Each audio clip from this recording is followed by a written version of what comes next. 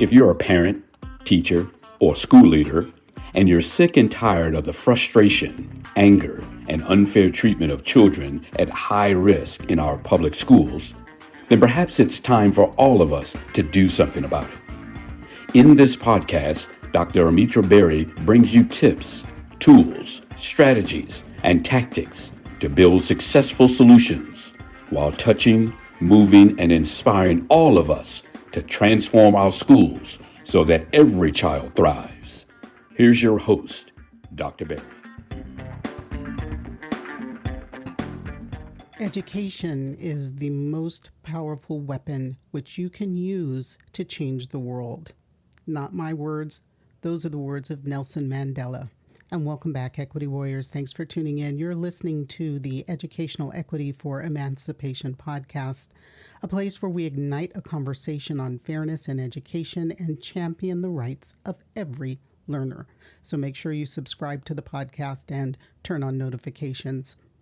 In this episode, I'm going to navigate an intricate maze of special education and the significant role it plays in the pursuit of educational equity. So special education is supposed to help kids who learn differently, but sometimes being placed into special education is not a fair process, and this is true especially for our Black and Latino children. The way that schools decide who needs special education, can be biased, and being placed into special education can change the life trajectory of a child. It can sometimes ruin their future. So let's look at what's happening this time. I'm getting out of America and going to Canada. So I want to take a look at what's happening in the schools in Ontario.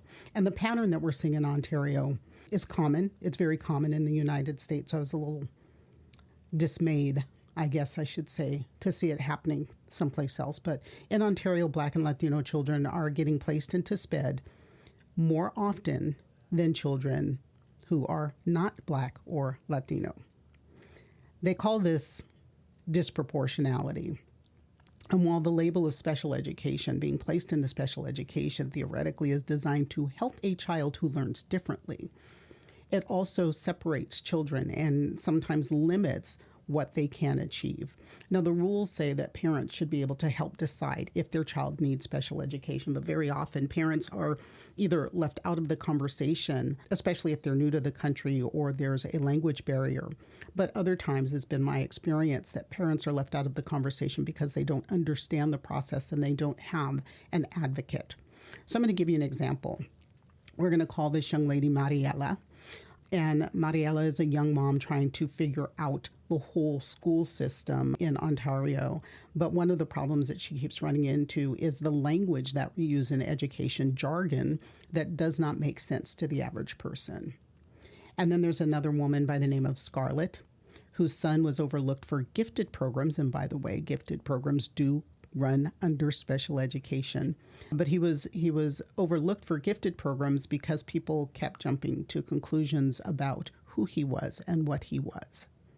The stories of these two women and their children show us that many parents struggle to speak up for their children in a system that does not make it easy for parents. But I want to dig a little bit deeper and talk about what a special education label does to a child, not just in school, but how that child grows up and sees themselves in the future. And this stuff really matters, and it's why we need to be super careful about how we label and help children who learn differently. And like I said, this isn't just an Ontario thing. It is a big issue everywhere. It's a big issue with race. It's a big issue based about economics, money, and different abilities mixing in ways that just are not fair. And this is where we see if we are not really serious about making education fair for every single child, this is where we see a huge problem. So if you are looking at special education in your community and want to know what to do, or how to help advocate for equity in special education, one of the things that you can do is to hold workshops in your community. There are special education advocates out there who do work either on a nonprofit basis. There are those who do it on a volunteer basis. So reach out and find those people who can help work to teach parents and community about the special education system. Some of the things you can do in there are some role playing. It's a good idea to have a practice conversation about what you say and what you can do in meetings with the school. If you're a special education parent, you might want to start a group in your area with other parents of special education children, even teachers of special education and others who care to push for better rules in SPED. Working together can help make sure that everyone is treated fairly in the process. Now, teachers do need training to understand and respect all cultures. That is one of the things I do the most in working with school systems, is teaching educators how to understand, respect, validate, and affirm the cultures of every single child.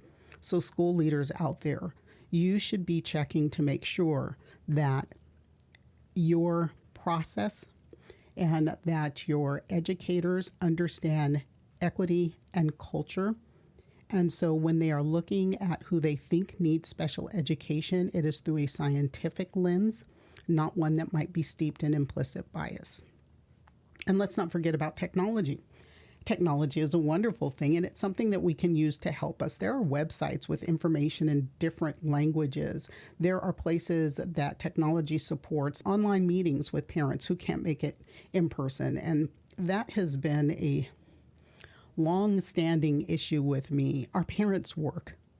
Yes, as educators, we work the school schedule, but you also have parents that are at work at that time, and not every single parent has PTO or an employer who will let them take that time off to go to a school meeting. They can't always make it in person. They may not have transportation.